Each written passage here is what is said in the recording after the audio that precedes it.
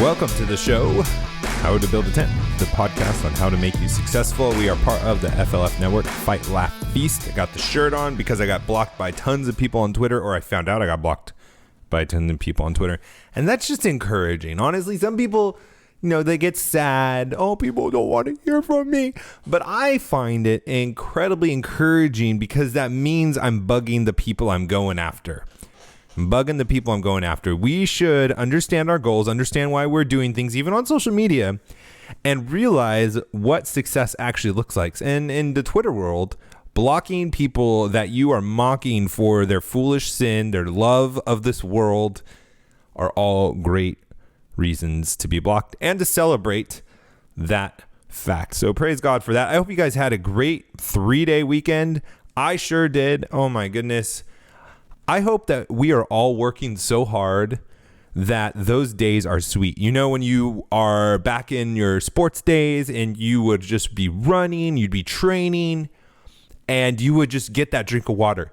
And it was the sweetest water you would ever, hopefully it was not the sweetest water you've ever had. I mean, it could be pretty bad water, but you know what I mean? Water tastes so much better after a hard day of work. And I hope that you guys are hustling, working hard for the kingdom. The days are short. We got to redeem the times. And I pray that we are working in such a way that those days off come as sweet relief. Not that you are not joyful at your work, not that you are hating what you do, but that rest is sweet. I got to build or fix my garage door, replace my garage door opener, clean my garage out, and I washed my truck, which I may never do again. That is really hard. It's the first time I've ever washed my truck. Not that my first time my truck's ever been washed, but first time I washed it. And it is a whole different ball game from washing a car. Oh my goodness. I thought it would be fun with my kid because he loves water, to come and let him play in it.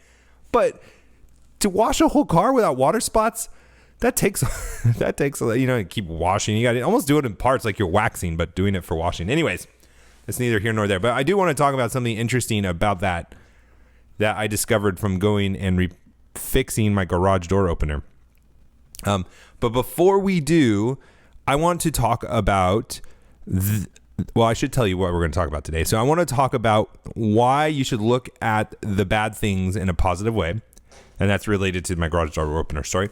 And then also we're going to go through a Paul Krugman clip with Seth Meyers on The Late Show, which Seth Meyers is basically just a talking head for the liberal media news outlets. He just toes the party line. He doesn't think. He has nothing intelligent to say. He just says whatever the left is saying at the time. And that's all he does. But Paul Krugman is my... how should we say this? It's my Russell Moore. What Russell Moore is to A.D. Robles, which if you don't listen to him, you got to listen to the show. To what Russell Moore is to A.D. Robles, Paul Krugman is to me. He is by far the most erroneous, incorrect economist alive. We'll get into it in a second. But anyways, just his appearance on there was so absurd.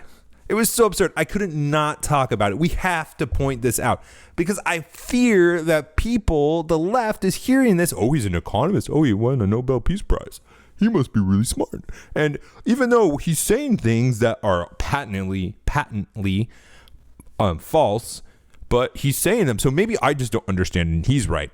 So I want to talk about this, not just because it's fun. It's fun making these intellectuals look like morons, but I want you guys to have the arguments to engage so you can have confidence that these morons and the people that echo what they say, you'll have the facts. You'll have the facts and you don't have to be scared of them.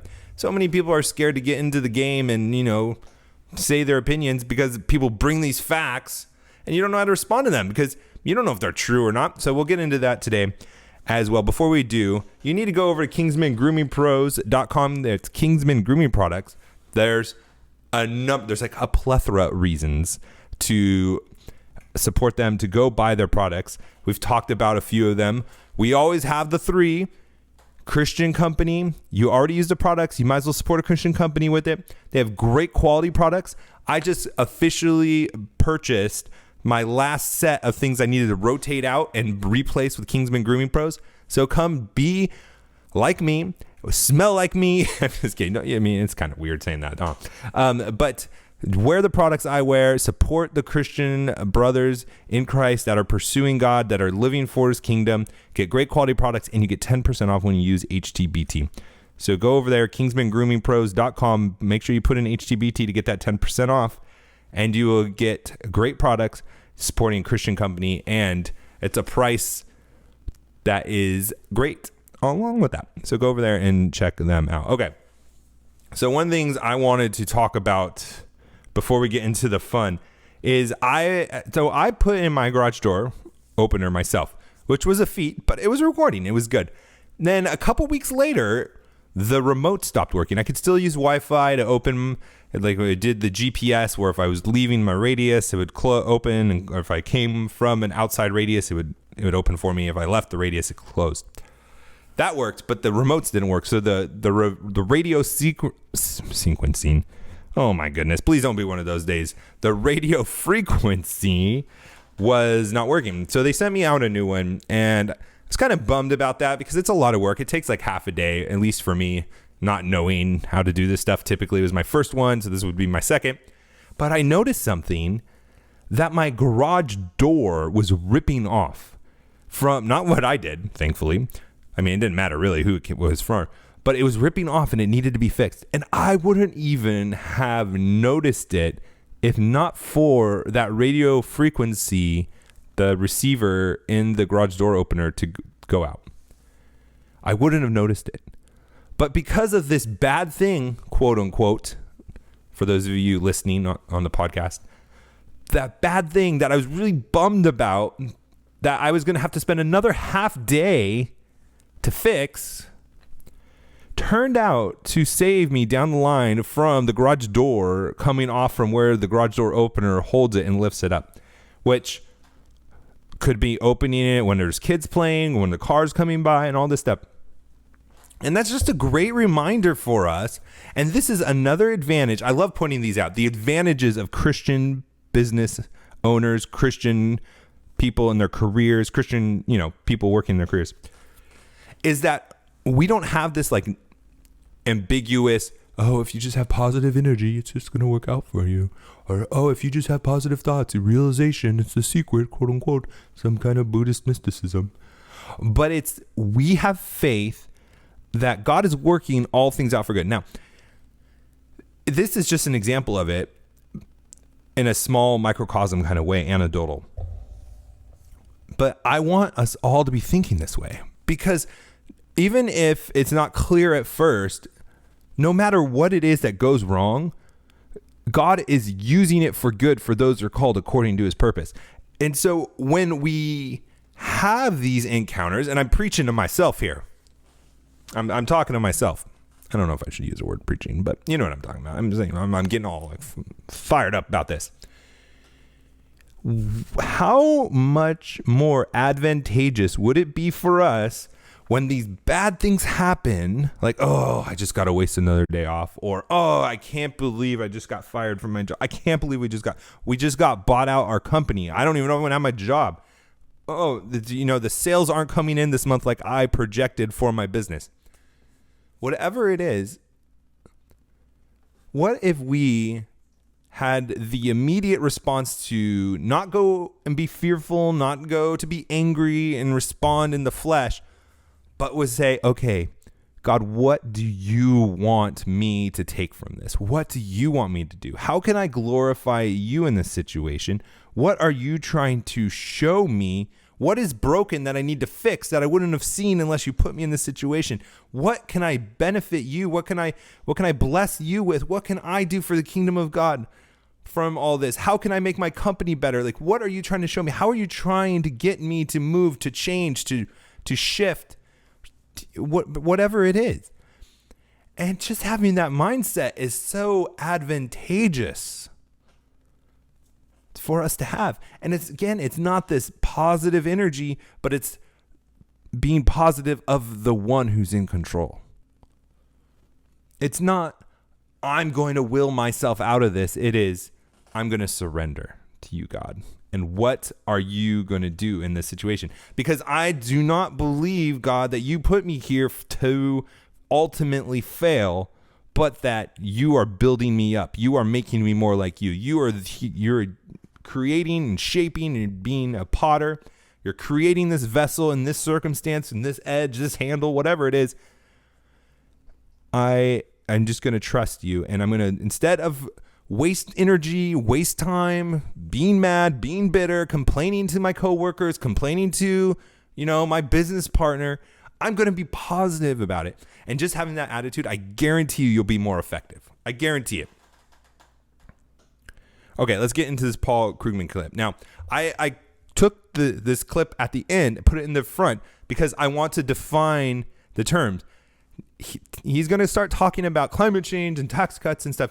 And he's going to say this argument. He says it all the time in his articles. He says it here.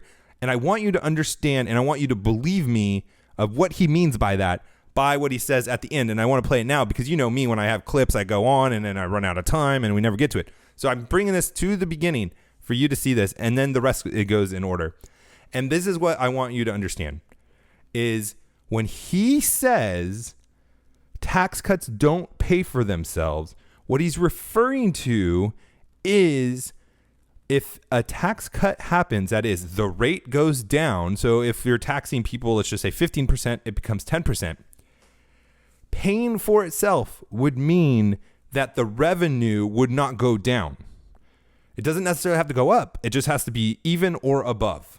That is what a paying for a tax cut means. Okay? So if I drop my percentage down 10% to 10%, from 15 to 10%, and let's just say at 15%, my revenue from taxes, the tax money I got was 20 million. If I drop them down to 10%, then paying for itself would mean that I would still have to collect $20 million. And we've talked about this before because this is a common argument from the left, is that tax cuts don't pay for themselves, right? That every time you are making a tax cut, it's the government has to pay for it. It's running up the deficit. It's all doing all these things. We've talked about that before. So that's what it is. And that's what he means. And I want to show you this clip to prove this is what he means. The thing was that Bush, a little business about lying us into war and that sort of thing. But aside from that, they were a little bit. They were a little. Can you tell how bitter they are about that? They were a little bit careful. They didn't actually make outlandish claims about tax cuts paying for themselves. They came up with other rationales. The government's collecting too much money, or he's saying is they didn't say it was going to pay for themselves. They said it in another way, that the government's collecting too much money. Okay, so that proves what he is talking about, because he's going to look really stupid and you're going to be thinking, oh my gosh, he's a really smart guy. He's an economist. He's a Nobel Peace Prize winner. He is not that stupid, right? Nope, he is. And I'm just proving it. Let's define terms here. What he's saying is that tax cuts paying for themselves means that revenue cannot go down, that the revenue has to stay the same or increase for a tax cut to pay for itself. Okay? Now let's do this. I have to ask you this. As an economist, I imagine people all the time, friends, family, ask you to give them investment advice, ask you to predict the future. Yeah. Yeah. And what do you tell them when they ask you that? I tell them, I don't know. That's great. I don't know. That's exactly what he should say, because he is wrong every single time. He's wrong about economics. He's wrong about healthcare. He's wrong about climate change. He's wrong about liberalism. He's wrong about the government. He's wrong about taxes. He's wrong about everything. And at least he tells them he doesn't know. So why is he talking? And he goes on to say no one else knows. But still, if you don't know, why are you talking? Which is also scary. If no one knows what's going to happen, then why do we have a small group of economists controlling our economy?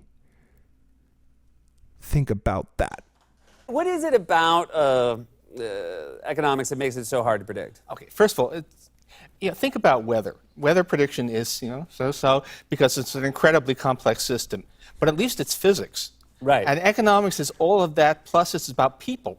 So it's just inherently, most of the time, once in a while you can see something that's really clear, like housing bubble. Okay, that was crazy, and something bad was going to happen when it burst. But most of the time, it's this enormous system. There's a rule. Everything in the economy affects everything else in at least two ways. And so being able to tell you whether GDP growth will be 1.5 or 2.5% next year, nobody could do that. We have a Fed right now who's trying to control inflation by percentage points that he's talking about with GDP. What do you think's harder to predict, GDP or inflation? Well, I have to say they're both pretty hard to predict. Okay, so did you catch here though? This guy, super climate activist, radical, said, it's like the weather. We don't really know the weather, but then they're going to, preach this gospel of global warming and how we need to save the planet by taxing everyone and all this stuff. It's not about global warming. It's not about global warming. He even admits that we don't know about the weather, and that's physics. And we don't know about economics because people are involved. And this is so true.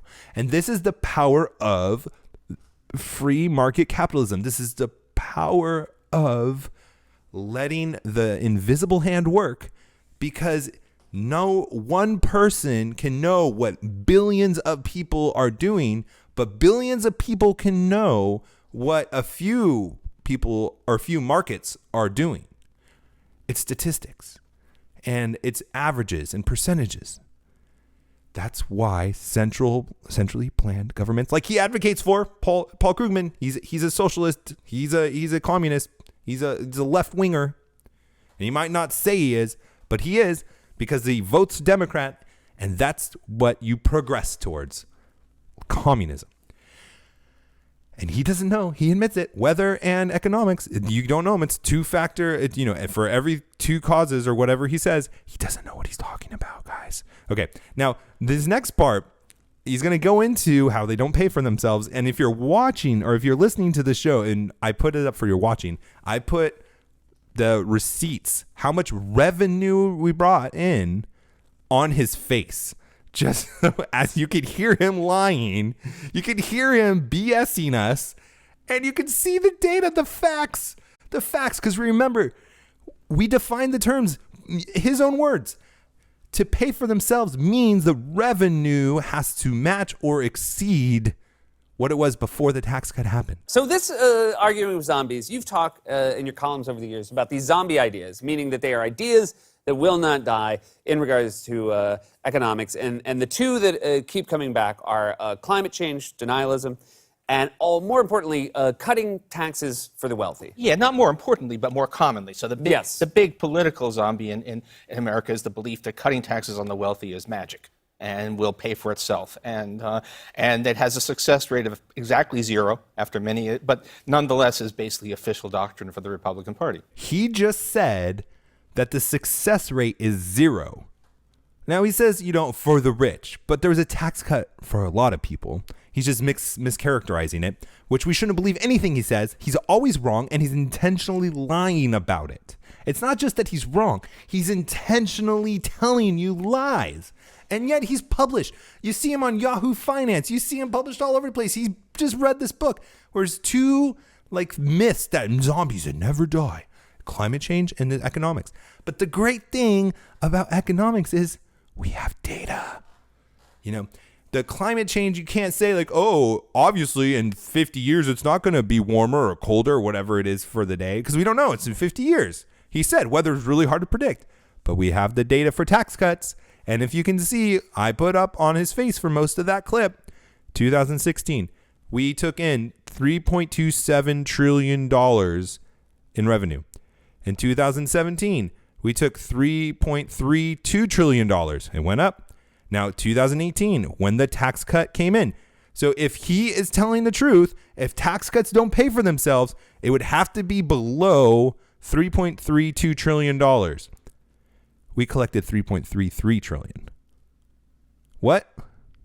Oh, so they do pay for themselves. So you are on TV, you're writing articles, you're writing books, you're gaslighting us, you're just repeating the lie over and over again and hoping people don't call you on it, but we have the data. We have the data, you moron. President Trump and the Republican Congress cut taxes for the wealthy. They went out on television. They told us it would pay for itself. It has not paid for itself. If anything, the deficit is ballooning. Here's the trick. Here's the sleight of hand. I put the clip back up. I put the data back up too. He just said they were all lying. The Republicans, Trump, they were lying. Nope, they weren't. But the deficits did go up. So, Matt, what are you talking about? That's like saying, hey, if we lower the price, we're going to increase sales. But then someone argues, oh, you didn't really increase sales because our costs went up. Well, those are two different arguments. If you lower the price, you're going to increase sales, but your costs may go up. If you lower your tax rates when they're so high, according to the Laffer curve, and according to data, according to historical data, according to the facts, when you lower tax rates, your tax income goes up because productivity goes up. But if you spend more money, and again, Trump signed these bills, he did it for many reasons, agree or disagree, but the deficit went up not because tax cuts didn't pay for themselves. See, they're misdirecting. They're lying to you. They're using you. They're taking data that has nothing to do with the argument. It's a red herring. Deficits went up because of our spending went up. If your income goes up $100, but you spend $200 more a month, you're going to have a bigger deficit.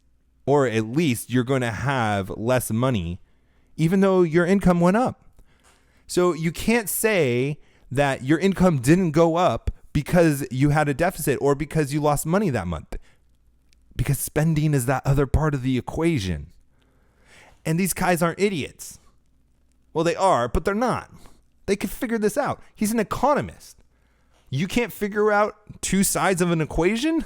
Yeah, that's a lesson, I think, for everybody. You know, we've had a long history now, several decades, in which Democrats, when in power, try to be all responsible and get no credit for it, and Republicans just gleefully run up huge bills. And I gotta say, maybe next time there's a Democratic president, she or he should be prepared to run some deficits in a good cause. I admit the Republicans are not the model governing body that we should be going after, right? That's why I say I'm a conservative, not Republican. I want to conserve the principles of the Bible. I want to conserve the principles that were our founding fathers laid out for us. Doesn't mean that things don't need to change. Doesn't mean that we don't need to improve on things, but it's the values and the principles that we're conserving. Now, this moron is talking about just, hey, so maybe because the Democrats are so responsible, they should go crazy. The Democrats are more responsible? Are you kidding me? Do you not remember Obama? Do you not remember how much money he spent? Again, I know Trump's spending tons of money too, but it's not like the Democrats are Mr. Fiscal Conservatives or Mrs., however they identify. And so his bright idea, this Nobel Peace Prize winner, is, maybe the Democrats should just start spending more money. Let's just spend more money. Spend. Yes, well, that would be the difference, right? The idea is that with progressive ideas, you can run deficits and actually use that money to pay for things like social services as opposed to putting it back in the pockets of the rich. This is what remember, Seth Meyers is a talking head for the liberal left. He doesn't think on his own. He just regurgitates what he's supposed to say. He's not funny. He is not intellectual. He just regurgitates just in a very boring, unhumorous way. Just, wait, maybe we should just start spending money on social programs instead of giving money to the rich. But we made more money, stupid. We made more money, dummy, from cutting taxes.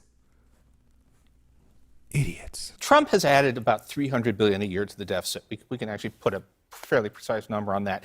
Think of what America would look like if President Obama had been allowed to spend $300 billion a year on infrastructure. Right, Yeah. $300 billion a year. That we would be, we wouldn't be stuck in that one tunnel under the Hudson River all the time. Right. And now. Oh man, he's such a good speaker. Man, that intellectual elitist who has a Nobel Peace Prize, who's an economist. So what I'm saying, I didn't play that clip for that specifically, but I want to play this clip because did you see what he said? Well, if Obama was able to spend $300 billion a year in deficit spending, if we could spend more money we didn't have, then New York wouldn't have one tunnel to go under. This is the danger and what's wrong with federal funding, federal spending. Who uses that tunnel? New Yorkers, New Jersey, wherever the tunnel goes. Who pays for it? All 50 states. Why should somebody in Hawaii, Alaska, California, Washington, Oregon pay for something they never use? See, taxes steal from individuals. Spending steals from states. Spending steals from states because federal spending is taken from all the states and given to specific states, usually for political favors, for rewards, for buyouts, for payoffs, for all of these things.